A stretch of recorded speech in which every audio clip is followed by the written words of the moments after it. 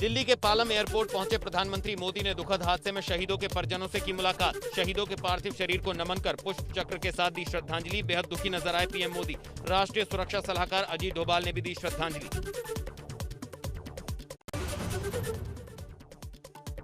देश के पहले सीडीएस, उनकी पत्नी और अन्य जवानों की शहादत पर संसद के दोनों सदनों में दी गई श्रद्धांजलि। 2 मिनट का रखा गया मौन। हेलीकॉप्टर क्रैश पर रक्षा मंत्री राजनाथ सिंह ने लोकसभा में दिया बयान। घटना की जानकारी देते हुए बताया, हादसे में 14 में से 13 लोग शहीद हो गए। बिपिन रावत, उनकी पत्नी समेत सभी के निधन पर जताई शोक संवेदना। मैं देश की ओर से सभी दिवंगत लोगों को हार्दिक श्रद्धांजलि अर्पित करता हूं और उनके परिवारजनों के प्रति अपनी संवेदना भी व्यक्त करता हूं। रक्षा मंत्री ने बताया, सीडीएस ने सुलूर एयरबेस से 11:48 पर उड़ान भरी थी। 12:08 पर हेलीकॉप्टर का संपर्क सुलूर एयरबेस से टूट गया था। 12:15 बजे वेलिंगटन में लैंडिंग होनी थी।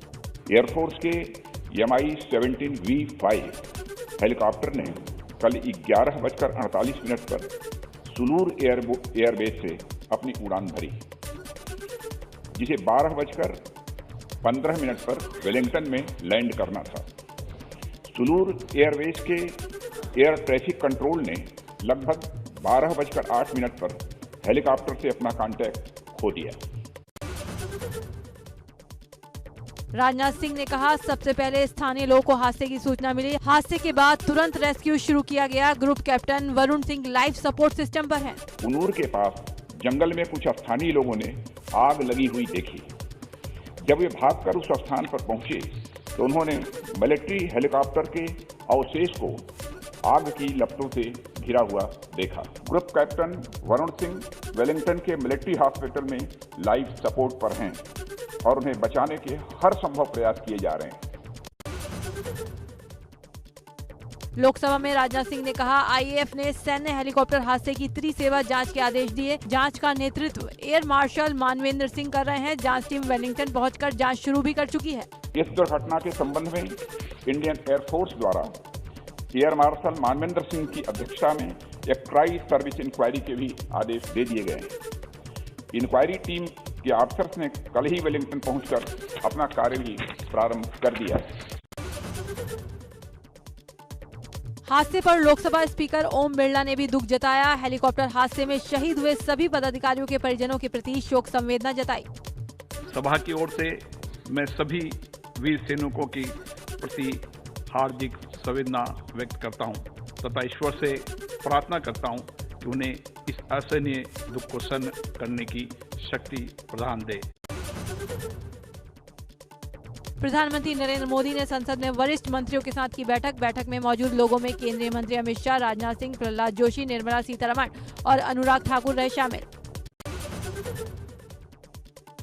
कुन्नूर हेलीकॉप्टर हादसे के सभी 13 शहीदों का पार्थिव शरीर वेलिंगटन के आर्मी अस्पताल के बाहर रखा गया। सभी को दी गई श्रद्धांजलि। जवानों की शहादत से पूरे देश में गम का माहौल। जम्मू में लोगों ने नम आंखों से जवानों को दी श्रद्धांजलि। हेलीकॉप्टर हादसे से पहले का सबसे नया वीडियो आया सामने। हादसे से कुछ दूर पहले उड़ता नजर आ रहा है हेलीकॉप्टर। स्थानीय लोगों ने बनाया था वीडियो। वायुसेना ने कुन्नूर में विमान हादसे के कारणों की जांच के दिया आदेश। जनरल बिपिन रावत के निधन पर दुख जताते हुए कहा, लीडरशिप और विजन के लिए हमेशा याद किए जाएंगे बिपिन रावत। हेलीकॉप्टर हादसे के बाद वायुसेना की जांच टीम ने ब्लैक बॉक्स को ढूंढ निकाला। कुन्नूर में हादसे वाली जगह पर मिला ब्लैक बॉक्स। ब्लैक बॉक्स में उड़ान के दौरान विमान से जुड़ी सभी तरह की गतिविधियां होती हैं रिकॉर्ड। हेलीकॉप्टर हादसे को लेकर बनाई गई जांच committee air marshal Manvendra Singh के नेतृत्व में हो रही है जांच। वायुसेना की दक्षिणी कमान के कमांडिंग इन चीफ हैं मानवेंद्र सिंह। हेलीकॉप्टर क्रैश में घायल हुए ग्रुप कैप्टन वरुण सिंह को ले जाया जा सकता है बेंगलुरु। आगे के इलाज के लिए एयरलिफ्ट कर बेंगलुरु ले जाया जा सकता है।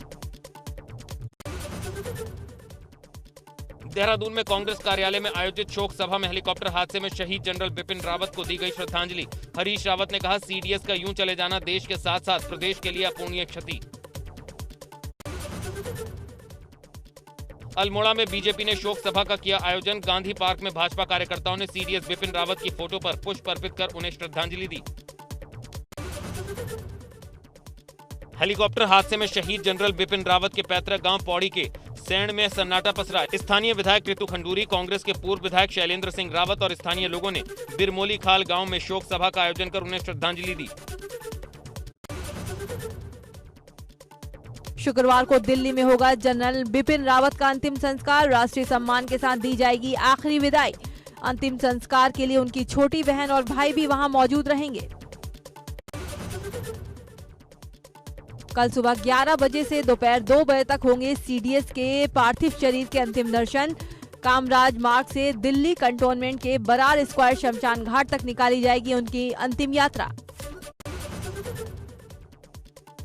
बिपिन रावत के निधन के कारण उनके गृह राज्य उत्तराखंड में 3 दिन के राजकीय शोक की घोषणा की गई। बिपिन रावत का जन्म उत्तराखंड के पौड़ी गढ़वाल में हुआ था। सीडीएस बिपिन रावत की अंतिम यात्रा में शामिल हो सकते हैं मुख्यमंत्री योगी आदित्यनाथ। सीएम योगी के कल दिल्ली आने की खबर। आज रात गोरखपुर में ही रहेंगे सीएम योगी। उत्तराखंड विधानसभा में जनरल बिपिन रावत को दी गई श्रद्धांजलि। इसके साथ ही विधान भवन में जनरल बिपिन रावत की फोटो लगाई गई। विधानसभा के एंट्री गेट पर सभी विधायकों ने बिपिन रावत को नमन किया। किसान आंदोलन खत्म होने के बाद शुरू हुआ किसानों का जश्न। ट्रैक्टर पर चढ़े किसानों ने डीजे के गानों पर किया डांस। आंदोलन खत्म होने की खुशी का किया इजहार। किसान आंदोलन खत्म होने के ऐलान के बाद बॉर्डर खाली करने की तस्वीरें आई सामने। किसानों ने बॉर्डर पर बनाए अस्थायी ठिकानों को हटाना शुरू किया। 378 दिन बाद खत्म हुआ किसान आंदोलन। सिंधु बॉर्डर पर संयुक्त किसान मोर्चा की बैठक में हुआ फैसला। 11 दिसंबर से घर वापसी करेंगे किसान। जो सरकार ने वादे किए हैं उन वादों के अनुसार अभी आंदोलन को हम स्थगित किया है और हर महीने उसकी समीक्षा करते रहेंगे। सरकार के मांगे मानने के बाद आंदोलन को किया गया खत्म। केंद्र सरकार की तरफ से भेजा गया पत्र जिसमें लिखा किसानों से सभी मुकदमे वापस लिए जाएंगे। एमएसपी पर खरीद जारी रहेगी। 11 तारीख को विजय दिवस मनाकर पूरे देश से यहाँ दिल्ली के सारे मोर्चे उठा लिए जाएंगे और देश भर में जहाँ पे भी धरने मोर्चे ये सब लगे हुए प्लाजा पे कहीं कहीं पे वो सब परसों से उठा लिए जाएंगे। आगरा के शहीद जवान पृथ्वी के घर पहुंचे डिप्टी सीएम केशव प्रसाद मौर्य। शहीद पृथ्वी सिंह के पिता और परिजनों को डिप्टी सीएम ने बनाया ढांढस। प्रदेश के कानून मंत्री ब्रिजेश पाठक ने अखिलेश पर बोला जुबानी हमला। कहा अखिलेश यादव को हनुमान जी के रंगों का ज्ञान नहीं, उनका रंग लाल नहीं सिंदूरी है। लाल रंग का कपड़ा ले खड़े ट्रेन रुक जाएगी और वो खतरे का निशान माना जाता है। लेकिन हमारे जो आराध्य हैं उनका रंग सिंदूरी है और उसी को लगाकर हम लोग पूजा करके निकलते हैं। आजमगढ़ के गोपालपुर विधानसभा के परशुराम में भाजपा प्रदेश अध्यक्ष स्वतंत्र देव सिंह ने जनसभा को किया संबोधित। सीडीएस बिपिन रावत को दी श्रद्धांजलि। 2 मिनट का रखा मौन। सभा में सपा अध्यक्ष पर हमला बोलते हुए कहा अखिलेश यादव ने हिंदू मुस्लिमों को लड़ाने का किया काम, अब जनता उनके बहकावे में नहीं आने वाली। बरेली के सिरौली थाना क्षेत्र में पूर्व विधायक श्याम बिहारी सिंह के बेटे राम सिंह को अज्ञात बदमाशों ने मारी गोली। गंभीर हालत में निजी अस्पताल में भर्ती। मुकदमा दर्ज कर पुलिस ने शुरू की जांच। 11 दिसंबर को सरयू नहर राष्ट्रीय परियोजना का उद्घाटन करेंगे पीएम मोदी। इस परियोजना से 9 जिलों के लगभग 30 लाख किसान होंगे लाभान्वित। 10,000 करोड़ की लागत से तैयार हुई है परियोजना। सीएम योगी ने ट्वीट कर दी जानकारी। बलरामपुर पहुंचे सीएम योगी आदित्यनाथ ने पीएम मोदी के कार्यक्रम स्थल का किया निरीक्षण। सुरक्षा व्यवस्थाओं का लिया जायजा। 11 दिसंबर को पीएम मोदी 9,802 करोड़ की सरयू नहर परियोजना का करेंगे लोकार्पण। बहराइच पहुंचे सीएम योगी ने गोपिया बैराज का किया निरीक्षण।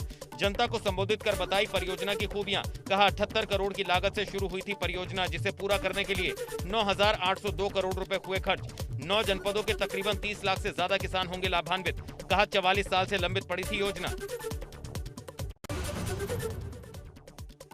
श्रावस्ती पहुंचे सूबे के सीएम योगी आदित्यनाथ ने राप्ती बैराज का किया निरीक्षण। 11 दिसंबर को बलरामपुर में पीएम मोदी राप्ती के इसी गेट का बटन दबाकर करेंगे उद्घाटन। 5 नदियों को जोड़ती हुई 9 जनपदों से होकर 6,630 किलोमीटर की दूरी तय करेगी राप्ती नहर परियोजना। भारत में पिछले 24 घंटों में 9,419 लोगों में कोरोना संक्रमण की पुष्टि, 8,251 रिकवरी, 159 लोगों की कोरोना से मौत। केरल से आए कोरोना वायरस के 5,038 नए मामले और 35 मौतें भी शामिल। रिकवरी रेट पहुंचा 98.36%। बीते दिन देश में 80,86,910 लोगों को लगाई गई डोज। अब तक 130,39,32,286 लोगों को लग चुकी वैक्सीन। इसके अलावा एक दिन में 12,89,983 सैंपल टेस्ट होने के साथ टेस्टिंग का आंकड़ा पहुंचा 65,19,50,127। ललितपुर के पनारी गांव में युवक की सिर कुचलकर हत्या, परिजनों ने गांव के लोगों पर लगाया हत्या का आरोप। कुछ लोगों को हिरासत में लिया गया। वीकली एक्सपायरी के दिन बाजार ने तेजी की लगाई हैट्रिक, बढ़त पर बंद हुए सेंसेक्स निफ्टी। मिड कैप और स्मॉल कैप शेयरों में हुई खरीदारी, 157 अंकों के उछाल के साथ 58,807 के स्तर पर बंद हुआ सेंसेक्स। वहीं 47 पॉइंट्स की मजबूती के साथ 17,516 के लेवल पर हुई निफ्टी की closing. ITC, L&T, Asian paints और रिलायंस इंडस्ट्रीज निफ्टी की टॉप गेनर। गुरुवार को सोने चांदी के दाम में फिर आई गिरावट, 143 रुपए की गिरावट के साथ 47,966 रुपए प्रति 10 ग्राम पर पहुंचा 24 कैरेट सोने का भाव। वहीं 8 रुपए की मामूली गिरावट के साथ 61,219 रुपए प्रति किलोग्राम पर पहुंची चांदी। एशिया के सबसे बड़े रईस और भारतीय अरबपति मुकेश अंबानी और उनकी पत्नी Nita Ambani Indian Institute of Human Brands (IIHB) द्वारा जारी वार्षिक पावर कपल रैंकिंग में टॉप पर रहे हैं। ये रैंकिंग गुरुवार को ही जारी की गई है। 2019 के सर्वेक्षण में दीपिका पादुकोण और रणवीर सिंह के साथ विराट कोहली और अनुष्का शर्मा रैंकिंग में लगभग बराबरी पर थे। खबरें हैं कि विकी कौशल ने अपनी शादी में पंजाबी स्वैग के साथ एंट्री की। बारातियों के साथ विकी कौशल ने पिंक शेरवानी पहने विंटेज कार में धमाकेदार एंट्री मारी। उनकी एंट्री के वक्त ढोल बज रहे थे। खबरें हैं कि विकी कौशल ने अपनी शादी में पंजाबी स्वैग के साथ एंट्री की। बारातियों के साथ विकी कौशल ने पिंक शेरवानी पहने विंटेज कार में धमाकेदार एंट्री मारी। उनकी एंट्री के वक्त ढोल बज रहे थे। फिल्म विकी डोनर के सक्सेसफुल डेब्यू के बाद आयुष्मान ने कई सारी फ्लॉप फिल्में नौटंकी साला, बेवकूफियां और हवाई ज़्यादा जैसी फिल्में दी हैं। एक इंटरव्यू में आयुष्मान ने बताया कि एक डायरेक्टर ने सीधे उनके मुंह पर कहा था कि अब तुम बिकाऊ नहीं रहे। फिल्म जोर लगा के हईशा के बाद 2 साल तक उनकी कोई भी फिल्म नहीं आई। सोशल मीडिया पर काफी एक्टिव रहने वाली एक्ट्रेस पलक तिवारी ने अपना एक अलग अंदाज दिखाया है। अपने लेटेस्ट इंस्टाग्राम पोस्ट में पलक तिवारी रेट्रो स्टाइल में फोटोशूट करती नजर आ रही हैं। उन्होंने ब्लैक कलर के शॉर्ट्स पहने हैं। बॉलीवुड एक्ट्रेस रवीना टंडन की बेटी राशा थडानी खूबसूरती के मामले में किसी भी एक्ट्रेस से कम नहीं है। ऐसा लगता है कि वो भी अपनी मां की तरह फिल्म इंडस्ट्री में अपना मुकाम बनाना चाहती है। राशा थडानी का एक वीडियो सामने आया। वो चेयर पर बैठकर ग्लैमरस अंदाज में फोटोशूट करवा रही हैं। Big boss OTT fame Urfi Javed के सितारे बुलंदियों पर हैं। वो कुछ भी करें, कुछ भी पहने लाइमलाइट में आ ही जाती हैं। उर्फी जावेद अपने अजीबोगरीब पहनावे के चलते ट्रोल भी होती रहती हैं। फिलहाल उर्फी जावेद अपनी ब्लू बिकनी को लेकर सुर्खियां बटोर रही हैं। मालदीव में वेकेशन एंजॉय करके मुंबई लौटी मलाइका का दिल अब भी मालदीव में ही अटका हुआ है। उन्होंने अपने इस ट्रिप की कुछ झलकियां फैंस के साथ शेयर की हैं। इस वीडियो में कई सारी क्लिप हैं और तस्वीरों को कोलाज के तौर पर बनाया गया है। इसमें कहीं मलाइका और अर्जुन साइकिल चलाते, कहीं पिज्जा खाते नजर आ रहे हैं। हाल ही में मौनी रॉय मुंबई के एक डबिंग स्टूडियो के बाहर स्पॉट की गई। इस दौरान भीड़ ने उन्हें घेर लिया और उनके साथ फोटो क्लिक करने लगे। मौनी रॉय का एक वीडियो भी सामने आया। इस वीडियो में मौनी रॉय भीड़ से थोड़ी सहमी हुई नजर आ रही हैं।